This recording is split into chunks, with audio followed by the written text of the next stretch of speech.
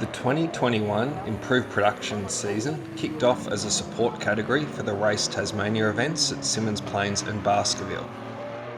The Symmons Plains event would see Andrew Ferguson's 1 million horsepower Commodore, or so it seems, blitz everything in a straight line. I was competing in my dad's virtually stock AU XR6 and witnessed Ferguson's engine disintegrate as he flew past me at light speed. Jared House's Tirana was unstoppable, but the trio of E30 BMWs close behind provided some great racing. The gold car being Glenn Kennedy's from the mainland. I had some great racing at the Baskerville event with Leon Duggan's 2 litre Pinto Escort, which was fixed after I put a rock through his windscreen at Symmons. Jared House would also take easy wins at Baskerville in his black LX Tirana, a sign of things to come. The 2021 State Improved Production Championship saw 18 drivers contest the championship in 18 different cars, but not always the same car. For example, Darren Daka Martin, Cam Kutz and Andrew Kutz all shared the same VZ Commodore. Andrew Ferguson used an AU Falcon for the first round of the championship before switching back to his awesome Commodore for round 2.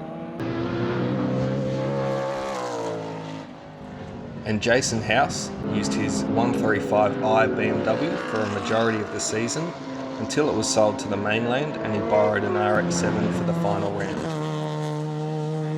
Round 1 saw Andrew Ferguson in the ex-Tim Mann AU Falcon to bag some handy points while his Commodore was being fixed. But no one could come close to Jared House's big horsepower Tirana.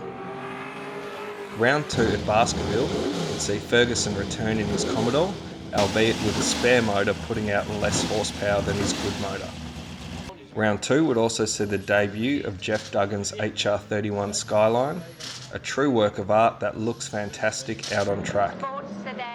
Scott Willing had also come over to run his Impreza in what would be the most competitive grid of the year. This round also had the most action, with many competitors having offs or suffering mechanical problems, leaving Ferguson to narrowly beat Jared House by 3 points for the round win.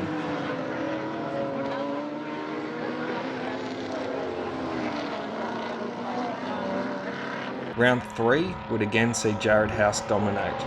Matthew Grace suffered a rare mechanical failure and subsequently dropped a heap of points. Scott Arthur in his awesome VX Commodore would also suffer mechanical problems. A sudden loss of oil pressure resulted in total destruction of the LS's bottom end. Round 4 would again see Jared House dominate the round and almost qualifying in the 56s, an incredible feat showing the early model V8s are still super competitive.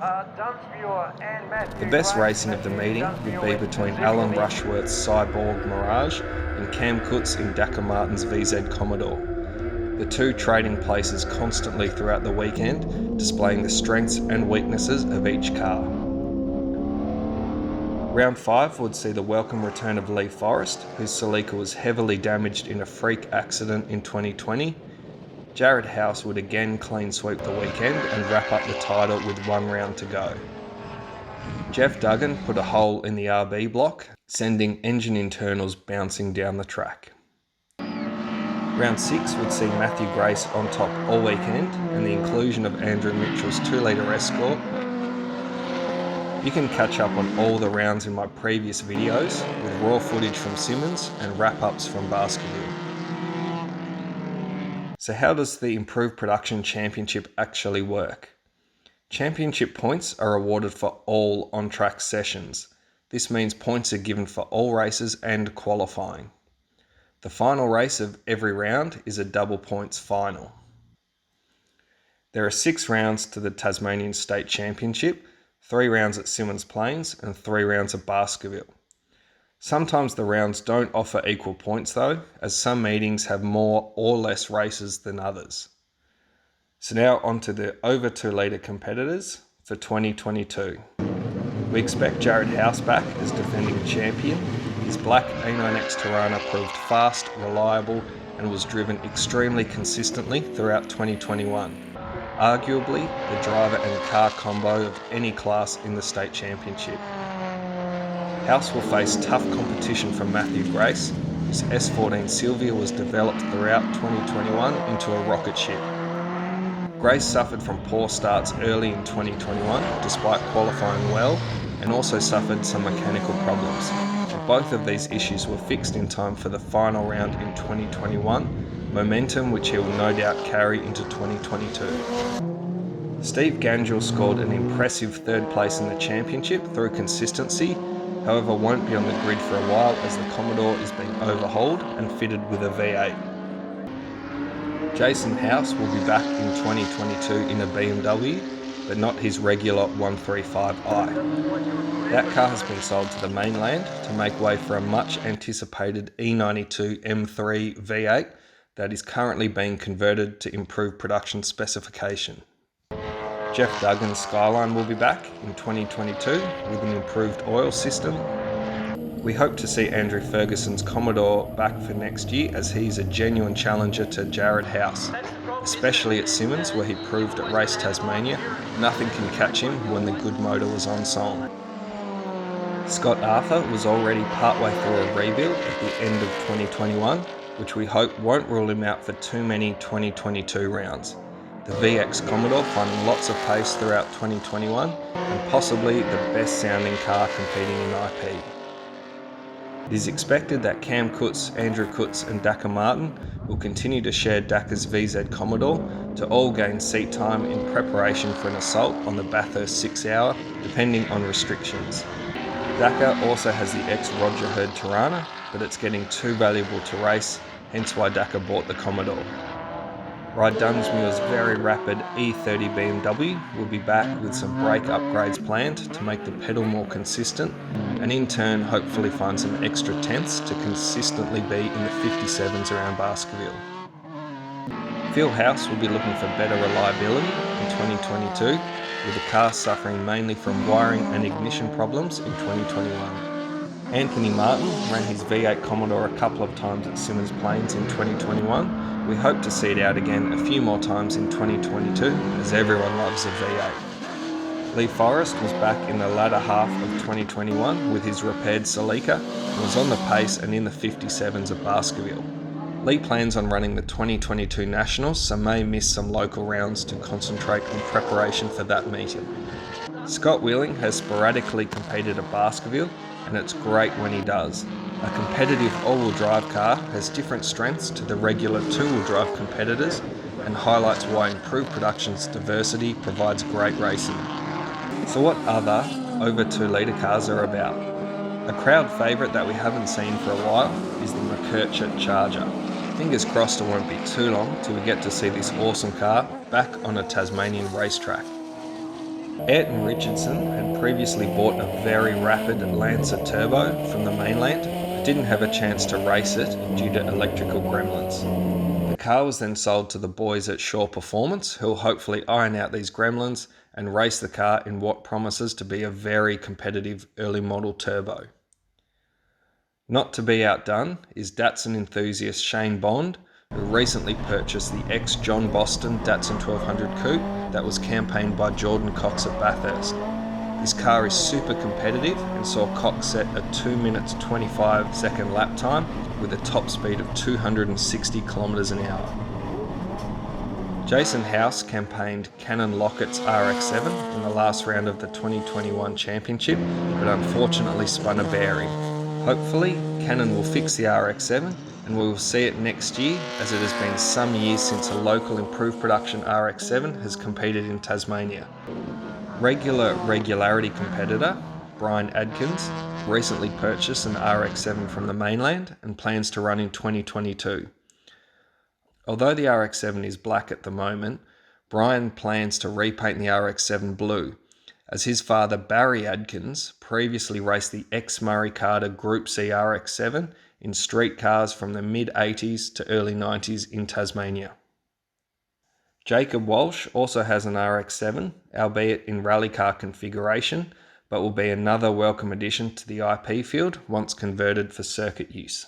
My dad Bruce Thomas has his trusty AU Falcon logbooked as IP. Maybe he can be convinced to join the IP grid later on. Brad Chick has 3 IP cars, a very competitive late model Commodore, a Mazda 808 Coupe, and an older build 808 rotary 4-door. Due to Brad recently purchasing the ex-Bob Jolly Commodore Sport sedan, we understand one or more of the IP cars will be up for sale, with the Commodore likely the first to go. Hopefully this stays in Tassie, as Brad has shown the Commodore can run with the best in the state. There's another potential V8 Commodore IP car in the form of David Payne's Sports GT Commodore. In Sports GT form, the Commodore regularly does 56s on wider Yokohama AO50s and a bit more aero than is allowed in IP. Payne has another project which will rob this Commodore of most of its running gear, and we understand he's toying with the idea of turning the Commodore into an IP car. The big news for 2022 is that there'll be a separate under 2 litre championship, which will hopefully encourage more cars to compete. Leon Duggan was the most frequent under 2 litre competitor in 2021 in his Zetec powered Mark I Escort that seems to get quicker and quicker every time he went out. Leon also has a Pinto powered Mark I Escort logbooked as an IP car, so we expect Leon to have a real crack at the under 2 litre championship. Alan Rushworth had some of the best racing in 2021 and only missed the last Baskerville round due to damaging his wrist in a snap oversteer moment at the round 4 meeting. Rushworth will be one to watch in the under 2 litre category in his Mirage Cyborg. Andrew Mitchell had a run at the final round of 2021 in his Zetec powered Mark II Escort. Andrew had fun throwing the car around and battling with Steve Gangel's V6 Commodore. Hopefully Andrew will be a regular in 2022. Ayrton Richardson also sold his KE55 Corolla. We understand the very rapid Corolla is still in the state and hopefully will return to the track in 2022. Perhaps the fastest under 2 litre car in the state is Anthony Mackenzie's YB Cosworth powered Mark I Escort, which we think is the only Tassie under 2 litre car to go under a minute at Baskerville. Mackenzie has been a thorn in the side of the over 2 litre cars for 15 years now, and hopefully we will see it out more frequently from now on. Another Escort pilot is Greg Hayes, who had some head gasket problems with his Pinto powered Mark II. Otherwise he would have been out more in 2021. Hayes previously had some great racing at the Baskerville Historic meeting with Andrew Mitchell, and we look forward to this continuing in 2022. Yet another Escort in the state is the Waters YB Cosworth powered Mark I, usually piloted by Neville, but Neville's son Scott also sometimes has a run in the car. This car is a mirror image build of the Mackenzie car and has dipped into the 60 flat bracket at Baskerville, still on its 13-inch wheels and Yokohama AO48 semi-slicks. Hopefully both screaming Cosworth Escorts will be out together next year. A big feeder event for under 2 litre IP cars is the Baskerville 1000, a 6-hour regularity endurance event for cars first purchased for $1,000 or less. A number of these cars and drivers competed in the state regularity series and have been evolving their cars towards the IP class. Some potential competitors include Paul Giddings in his Mitsubishi Lancer, Rick Burt in his spectacular Mirage, Dale Shepherd in his M14 SSS Pulsar, and the SR2 Laser of Bruce Thomas. In summary, the 2022 IP field looks like it will have the most depth and be the most competitive for a very long time. We can't wait and will endeavour to cover all of the action.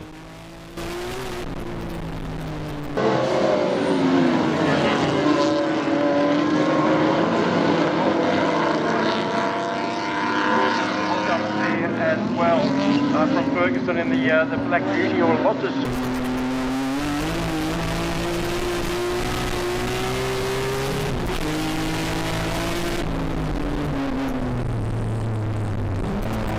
Let them get too far away. Nice puffs of smoke up there. I do get might have another puff of smoke from our old man. That's the great Mr. Van.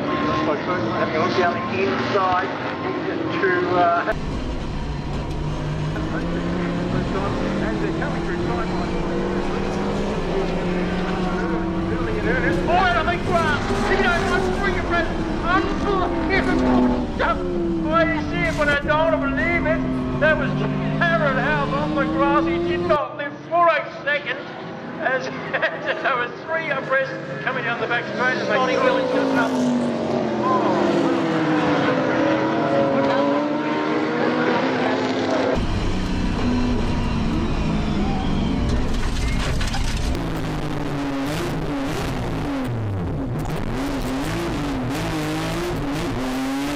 Please consider subscribing to keep up to date with all of the Tassie action, and tune in to the Shiny Side Up podcast for Australia-wide improved production news.